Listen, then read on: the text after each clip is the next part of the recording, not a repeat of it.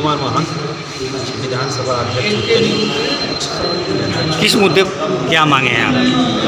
बेरोजगारी है, नौकरी नहीं मिल रही है, शिक्षा कम होता जा रहा है, काफ़ी समस्याएं हैं। इसीलिए हम लोग इस तरफ ठान लिए हैं कि अतहर जमाल लारी को भारी मतों से बनारस के सीट से विजयी करके दिल्ली की सीट पर भेजें। इससे ये हो जाएंगे तो समस्याएं जो है ज़्यादातर हल हो सकती है। बेरोजगारी के साथ साथ जिससे शिक्षा पर भी जोर दिया जा सकता है। शिक्षा कम किया जा रहा है और शिक्षा को महंगा किया जा रहा है, जिस वजह से गरीब बच्चे पढ़ नहीं पाएंगे तो ये आगे लड़ नहीं सकते हैं, न बढ़ सकते हैं। इसलिए हम लोग इस बार ठान लिए हैं इनको भारी से भारी मतों से विजयी बनाया जाए और जिताया। काशी की जनता से भी यही अपील करना चाहते हैं कि सारे लोग मिलकर इस बार बहुजन समाज पार्टी वोट दे और अतहर जमाल लारी को विजयी बनाए। अब्दुल सलाम अंसारी। सर, क्या माहौल चल रहा है इस समय? चुनावी माहौल चल रहा है, तो क्या लगता है कि चुनाव किस तरफ जा रहा है? किस मुद्दे पर चुनाव लड़ा जा रहा है आपकी तरफ से? इस बार सर चुनाव इस मुद्दे पर लड़ा जा रहा है जो हमारे यहाँ बेरोजगारी है और जो हम खासकर हम बुनकरों की जो समस्या है, जैसे कि हम बुनकर आज पलायन कर रहे हैं दूसरे प्रदेशों में, सबसे मेन मुद्दा इसी का। और हमारे जो प्रत्याशी हैं अतहर जमाल लारी साहब, क्योंकि वो भी एक पेशे से बुनकर हैं, इसलिए ज़्यादा फिक्र उनको बुनकरों की है। और हम ही चाहेंगे जो हमारे बुनकर हुनरमंद हैं जो इस प्रदेश को छोड़कर चले गए हैं, उनके तरक्की के लिए हम लोग काम करें और यही मुद्दे पर हम चुनाव लड़ रहे हैं।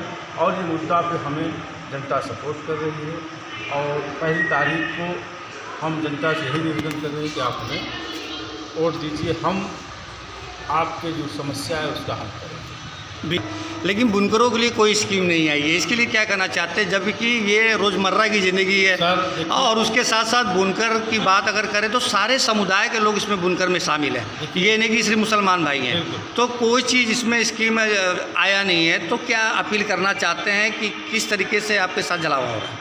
देखिए, सबसे बड़ी बात यह है कि विकास का जो मुद्दा है, आप जो कह रहे हैं, विकास रोड और सड़कें जो हुई है उससे हम बुनकरों का कोई बहुत बड़ा फ़ायदा नहीं हो रहा, क्योंकि हम मजदूर हैं और अपनी कला और अपने हुनर से कपड़ा बुनकर अपने बच्चों का पालन पोषण करते हैं। हमें वो चाहिए जिससे हम अपना विकास कर सकें, हम अपने बच्चों को शिक्षित कर सकें।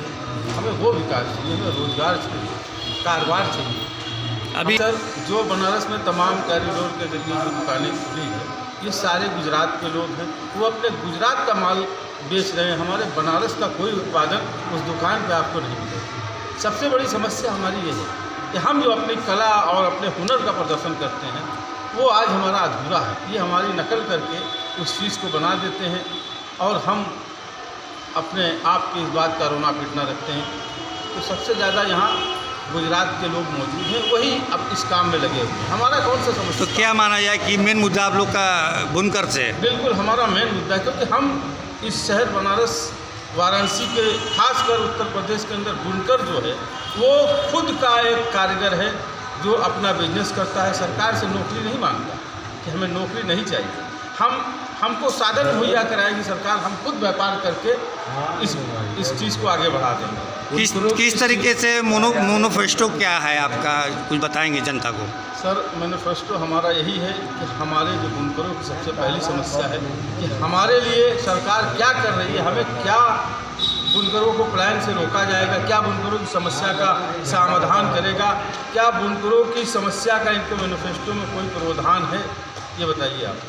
कोई भी साधन है कि हम बुनकरों को ये साधन देंगे? एक साधन दिया था पूरे सरकार ने कि बुनकरों को फ्लैट रेट पे बिजली दी जाएगी। उस फ्लैट रेट से हमें 143 रुपया किलोवाट के हिसाब से बुनकर अपने पावर लूम चलाकर उसका भुगतान करते हैं। ये क्या महीने का था? 1 महीने का, 1 किलो पे 143 रुपया। आज के क्या रेट? आज सरकार फिर आई है तो सरकार ने क्या किया कि हमारे जो 143 रुपये को बढ़ाकर इसने इतना बढ़ा दिया 860 रुपया, 800 रुपया फिक्स और 60 रुपया उन्होंने फिक्स चार्ज जोड़ दिया, 860 रुपया। आप बताइए, आज बुनकर के आप चले जाइए, बुनकरों के सारे पावर लूम बंद हैं। हम सूरत का कचरा लाकर यहाँ पावर लूम को सही करके बनाकर अपना पेट पालने का काम करते थे। सरकार ने हमारे पेट पे हाथ मारा है। आज हम किसके आगे रोने जाएँ? आज प्रदेश के मुख्यमंत्री के आगे रोने जाएँ तो हमको दूसरे शक्ल में देखते हैं। यहाँ हिंदू मुस्लिम की एक संस्कृति रही है, एक भाईचारगी रही है। हम आपको बता दें भाई साहब कि इस शहर के अंदर हम लोग जहाँ बसते हैं, वहाँ पे अगर रामलीला होता था तो हम सबसे ज़्यादा तादाद में होकर रामलीला देखते थे। अगर मंदिर में भंडारा होता था तो हम सबसे ज़्यादा तादाद में भंडारे को चखने का काम करते थे, प्रसाद लेने का काम करते थे। इस सरकार ने हमें हर चीज़ से महरूम कर दिया। हम आज तितर बितर हो गए। तो बीजेपी आज चुनाव लड़ी, किस मुद्दे पर लड़ी? हिंदू मुस्लिम पर लड़ रही कि धर्म के नाम पर लड़ी कि विकास लड़ रही है? और सबसे पहली बात है कि हिंदू और मुस्लिम के चुनाव लड़ रही है। क्या समस्या है? आप कहते हैं कि हमने अजान बंद करा देंगे, हम रोड पे नमाज नहीं पढ़ने देंगे। क्या ये बेवकूफ़ी वाली बात है? इससे हमारी समस्या का हल होगा? हमारे समस्या का हल ये नहीं है। हमें आप बताइए कि हमारा विकास क्या करेंगे? हमको रोजी क्या देंगे, रोजगार क्या देंगे? हमारी समस्या का समाधान कैसे करेंगे? हमें यहाँ उत्तर प्रदेश में धागे की फैक्ट्री लगाइए, हमारे प्रदेश में धागा उत्पादन करिए, हम उस धागे से कपड़ा तैयार करें, बहुत सारे टैक्स से हम बचेंगे। हम अपने मन का धागा बनाएंगे और उस धागे से कपड़ा बुनकर, जो आज हमें कहा जाता है भारतीय इतिहास का फनकार, इस बुनकर समाज के नाम से जाना जाता है। पूरा दुनिया जानता है कि ये बुनकर समाज है, ये भारतीय इतिहास के फनकार हैं, इनके अंदर कला है। जो हुनरमंद बुनकर आज परेशान है, ये सरकार खत्म हो जाएगा, ये देश खत्म हो जाएगा, ये प्रदेश खत्म हो जाएगा अगर बुनकरों की समस्या का हल नहीं होगा। क्योंकि बुनकर तन ढांकने का काम करता है, और जो बुनकर तन ढांकने का काम करता है तो समझ लीजिए कि वो कपड़े का कौन कौन लोग इस्तेमाल करते होंगे। और जब हम तन ढकने का काम करते हैं तो हमें फ़ख्र होता है कि हमारी साड़ी ये बड़ा शख्स पहना है। आज गुजरात के लोग आकर हमारी साड़ी का उत्पादन कर रहे हैं। सर, हमें बहुत अफसोस है इस बात का। और बीजेपी क्या कर रही है? बीजेपी अगर रोड बनवा रही है तो रोड से हमारी समस्या का समाधान नहीं है सर। हमारे समस्या का समाधान है कि हमारे ही प्रदेश में धागे का उत्पादन किया जाए और सरकार विशेष ध्यान दे। ये हमारा है। अतार साहब चाहते हैं कि हमारे प्रदेश में, इस हिंदुस्तान में बहुजन समाज पार्टी की सरकार बने और इस वाराणसी से श्री अतहर जमाल लारी को लोग संसद बनाएं। क्योंकि बुनकरों में एक लहर चली हुई है, बुनकरों के अंदर एक लहर है। क्योंकि जो बुनकर है वो बुनकर की दुख और दर्द को जानेगा। क्या लगता है सर, इस बार अतार साहब के बारे में क्या कहना चाहते हैं? अतहर जमाल लारी साहब जनता साथ है, खुद बुनकर हैं और बुनकर अच्छी तरह जानता है कि हमारे मसाइल को कौन हल कर सकता है, हमारी समस्या का कौन समाधान। बीजेपी 400 पार की बात कर रही है, इसमें क्या? बीजेपी तो बहुत सारी बात करती है, उसकी बात में कोई दम नहीं। वो उसके वादे बहुत सारे हैं, बहुत सारे बात कर रहे हैं, उससे कोई फर्क नहीं है। चूँकि आज उनकी सरकार है, उसका गलत उपयोग किया जा रहा है। इस पर मेरा बहुत ज़्यादा कुछ नहीं कहना है, जनता खुद उसका जवाब देगी आने वाली पहली तारीख। बुनकरों की स्थिति दयनीय बनी है, इस विषय में क्या कहना चाहिए? सर, हमने सारी बात। कहाँ के रहने वाले हैं? मैं पीलीभीत का रहने वाला हूँ, बहुजन समाज पार्टी का विधानसभा अध्यक्ष।